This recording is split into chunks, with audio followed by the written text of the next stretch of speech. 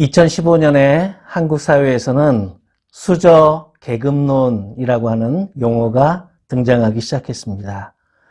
금수저, 은수저, 동수저, 그리고 흙수저 등으로 구분하는 이것은 부모의 자산과 소득 수준에 따라 사회 경제 계층으로 분류할 수 있다라고 하는 이러한 생각입니다. 이 이론은 은수저를 물고 태어난다라고 하는 영문 관용구에서 유래가 된 것으로 그렇게 추정하고 있습니다. 태어날 때부터 부유한 환경에서 태어난 사람, 행운을 지고 태어난 사람은 부러움의 대상이 될 것입니다. 온라인 커뮤니티에서 보니까 금수저는 보통 그 사회의 1% 안에 드는 상류층, 경제적 상류층을 뜻하고요. 한국 사회에 적용한다 그러면 자산이 20억 원 이상, 가구의 연수입이 2억 원 이상이라고 이렇게 분류를 했습니다. 반면 흙수저는 자산이 5천만 원 이하, 가구의 연수입이 2천만 원 이하를 지칭하고 있었습니다. 물론 금수저 위에는 플래티넘 수저가 있고 또 흙수저 아래에도 똥수저라고 불리는 최하위 계층도 존재합니다. 부모의 소득 수준이 자녀들의 그 대학 입시에도 영향을 미친다 이렇게 생각하는 분들이 많습니다. 그 배경에는 학부모의 경제력으로 뒷받침되는 이 사교육이 크게 작용한다라고 하는 분석 결과가 있기도 합니다. 어느 여성 주간지의 기자가 요즘 현대 여성들의 결혼에 관한 생각을 조사해서 발표한 적이 있었습니다. 결혼 배우자의 조건으로 봉급은 얼마 이상이어야 한다. 키는 어느 정도 이상이어야 한다. 또 자가용은 필수다. 또 시부모를 모시지 않아야 한다. 뭐 이런 조건들이 상당히 많이 있었습니다. 그 항목들 중에는 심지어 안경은 쓰지 않아야 한다는 이런 조건을 내거는 여성들도 있었다고 합니다. 이런 조건을 내거는 여성들은 결혼이란 달콤한 연애가 아니라 현실의 생활이다라고 주장합니다. 언뜻 굉장히 현실적이고 일리가 있는 말 같지만 사실 이러한 사고방식은 대단히 안일하고 위험합니다.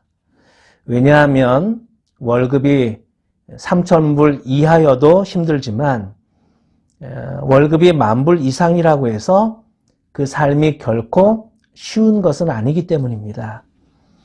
종업원 때도 힘들지만 부장이 돼도 힘들고 사장이 되었다고 해서 편안한 삶이 보장된다고 말할 수는 없습니다. 고난이나 골치 아픈 문제는 우리 삶의 필수 품목이라고 하는 사실을 잊어서는 안 됩니다.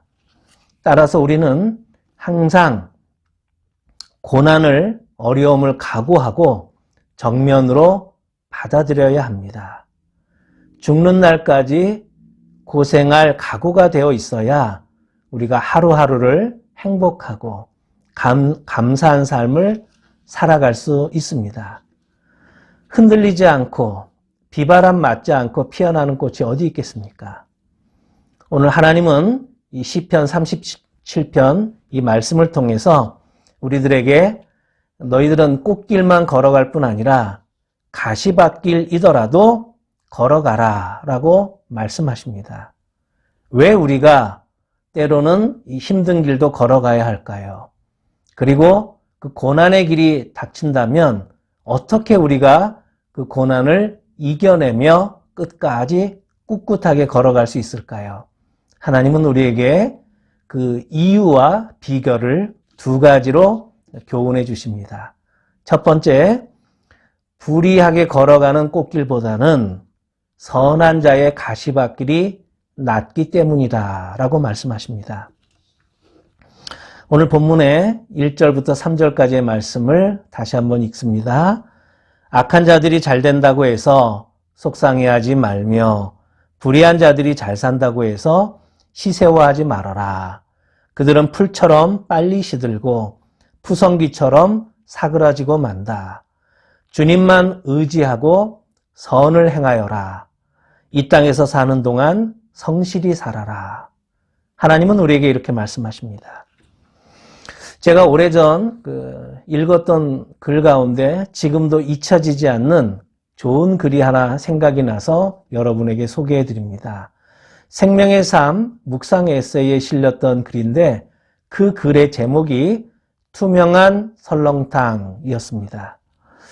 한국의 김천이라고 하는 도시에서 설렁탕집을 운영하고 있는 어느 성도님의 이야기입니다.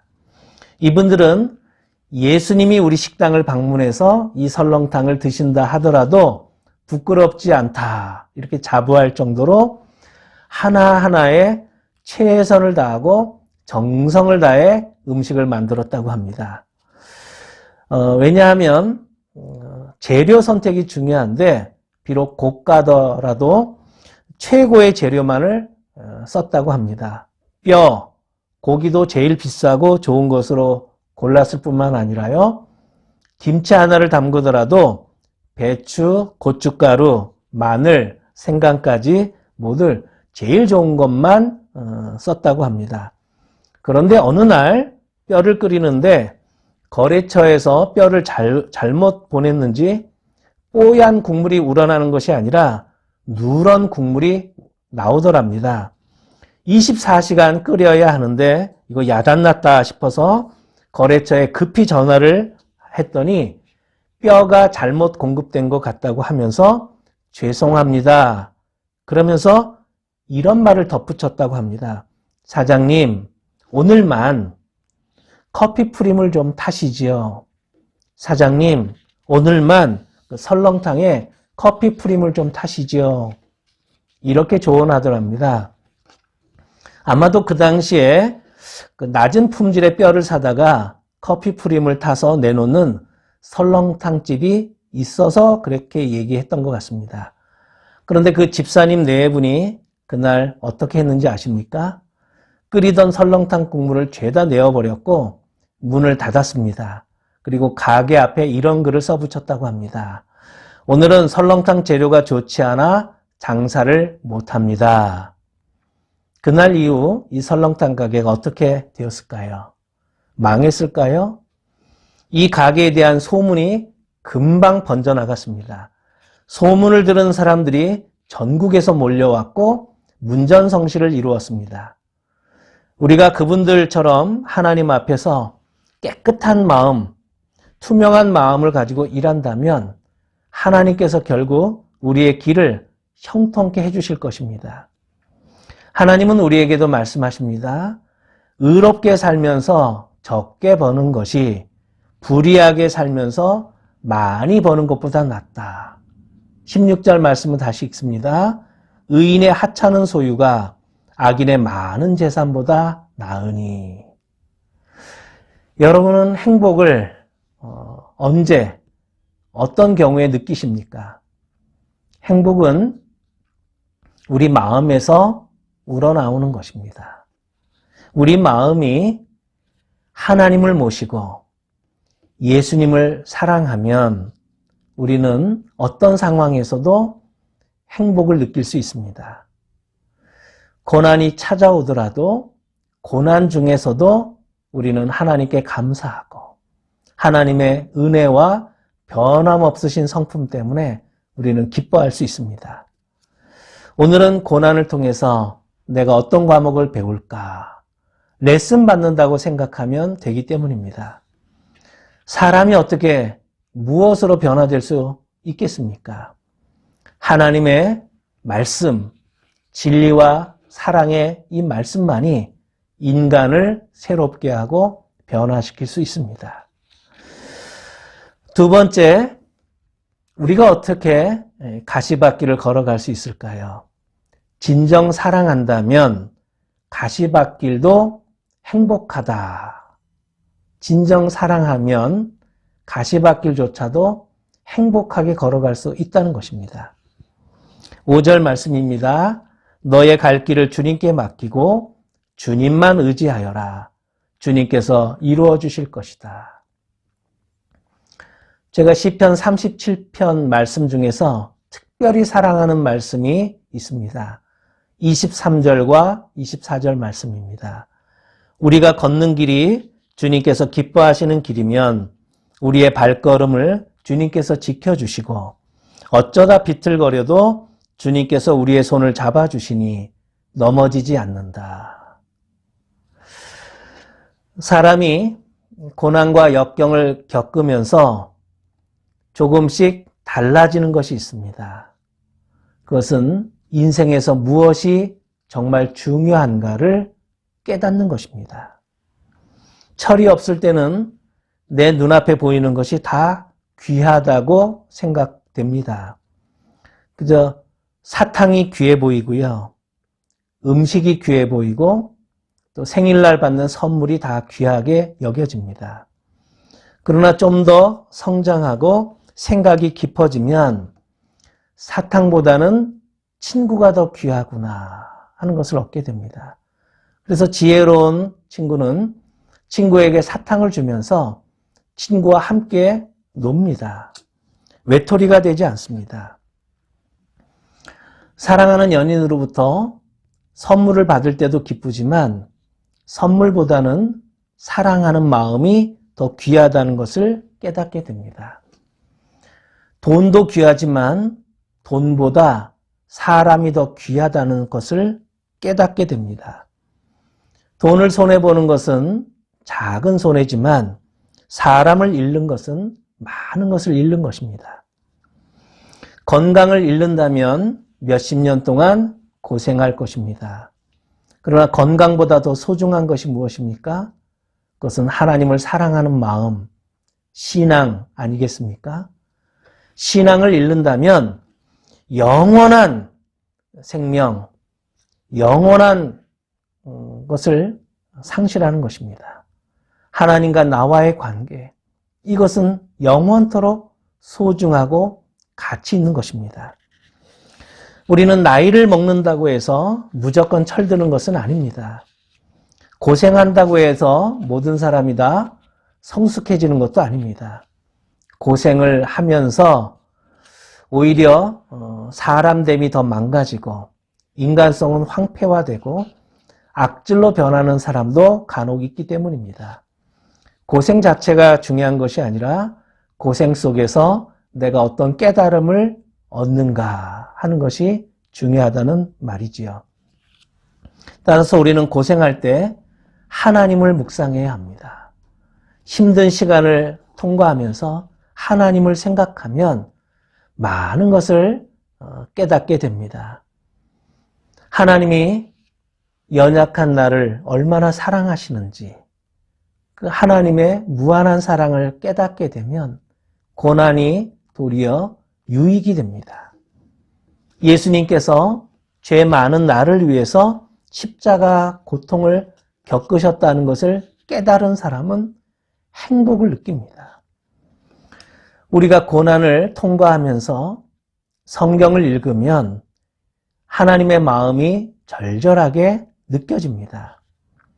사람은 지식이 증가한다고 해서 성장하지 않습니다. 정보가 많아지고 속도가 빠르다고 해서 변화되는 것은 아닙니다. 그 지식의 방향이 하나님을 향하지 않으면 어리석은 인간이 되고 맙니다. 여호와를 경외하는 것이 모든 지식의 근본입니다. 이제 하나님의 말씀을 정리합니다. 하나님은 우리에게 다시 한번 말씀하십니다. 돈을 적게 벌더라도 정직하게 사는 것이 돈을 많이 벌면서 거짓말하는 것보다 낫다는 것입니다. 예수님은 우리를 사랑하셨습니다. 그래서 예수님은 편안한 길을 놔두시고 고난의 길을, 십자가의 길, 또 오해받고 버림받는 그 사형수의 길을 선택하셨습니다. 진심으로 우리를 사랑하셨고 하나님을 사랑하셨기 때문에 주님은 그 선택에 후회가 없으셨습니다. 제자들을 끝까지 사랑하셨던 예수님은 끝까지 행복했습니다. 누군가의 강요가 아니었고요. 또 상황에 이끌려서 마지못해 내린 결정이 아니었습니다. 예수님의 그 모든 선택의 동기는 진실한 사랑 때문이었습니다. 진심으로 사랑하는 사람은 행복합니다. 죽어도 행복합니다. 진실을 다한 사랑은 오래가고 영원합니다. 그러나 거짓은 오래가지 못합니다. 머지않아 들통나기 때문입니다. 지금도 전 세계에는 선교사님들이 곳곳에 나가서 죽음을 각오하고 복음을 전하고 계십니다. 한 영혼에게 그리스도의 사랑을 전해서 그 영혼이 구원받도록 하는 것, 이것이 얼마나 귀한 일입니까? 우리들도 작은 선교사들입니다. 지금 내가 공부하고 있는 이 학교가 나의 선교지고 내가 일하는 직장이 우리들의 선교지 아니겠습니까? 진정 사랑한다면 여하한 고생도 견뎌낼 것입니다. 신혼부부는 작은 집에 살아도 불평하지 않습니다. 서로 사랑하기 때문입니다. 작은 침대에 두 사람이 눕더라도 넓다고 느낄 것입니다. 하지만 대저택에 살면서도 부부가 서로 사랑하는 마음이 없다면 방을 따로 쓰면서도 그 집이 좁다고 느껴질 것입니다. 지금 여러분은 어떤 길을 걸어가고 계십니까? 혹시 너무 힘들다고 주저앉고 싶지는 않으신지요? 만약 그렇다면 주님께서 인도하시는 구원의 길, 주님과 함께 걷는 그 길을 선택하신다면 하나님께서 우리에게 힘 주시고 능력 주시고 극복할 수 있도록 도와주실 것입니다. 주님과 함께 사랑의 길, 섬김의 길, 봉사의 길을 가는 것처럼 의미 있는 삶이 어디 있겠습니까? 주님과 함께 길 가는 것, 즐거운 일 아니겠습니까? 코로나 팬데믹 때문에 요즘 많은 분들이 힘들다고 느끼는 것이 현실입니다. 하지만 우리는 오늘도 주님 모시고 주님이 기뻐하시는 이 구원의 길, 섬김과 나눔의 길을 미소 지으며 기쁜 마음으로 씩씩하게 걸어가야 할 것입니다. 기도하겠습니다. 하나님, 아무 탈 없이 잘 지내는 것도 감사하지만 고난을 통해서도 많은 것을 깨닫고 배우도록 인도해 주시니 감사합니다. 역경을 통과하면서 우리가 나 자신을 의지하지 않게 하시고 오직 죽은 자도 다시 살려주시는 하나님만 의지하게 하시니 감사합니다. 천국 가는 순례의 길이 험하다고 느껴질 때도 있습니다. 예수님을 따르는 제자의 길이 힘들 때도 있습니다. 그러나 이 길이 생명길, 구원의 길임을 믿습니다. 늘 찬송하며 걸어가게 하여 주시옵소서. 주님이 주시는 기쁨, 주님이 주시는 평안, 주님이 주시는 사랑, 오늘도 우리가 깨닫고 행복합니다. 우리를 위해서 십자가의 큰 고통을 참으신 예수님을 생각하면 지금도 우리가 너무나도 감사를 드립니다. 나보다 더 나를 사랑해 주시는 예수님 덕분에 우리가 고난을 견딜 수 있습니다. 십자가를 지신 나의 주 예수님의 이름으로 기도드립니다. 아멘.